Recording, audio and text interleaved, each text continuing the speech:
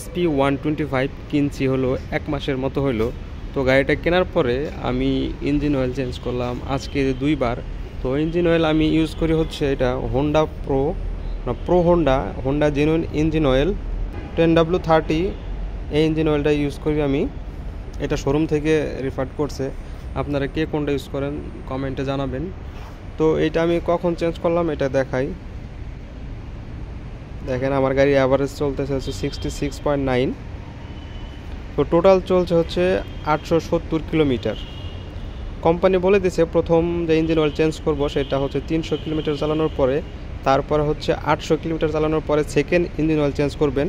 তো আমি এটা ইঞ্জিন অয়েল চেঞ্জ করছি 70 কিলোমিটার এক্সট্রা হয়ে যাওয়ার পরেও, কারণ ইঞ্জিন অয়েল চেঞ্জ করার সময় পাই নাই।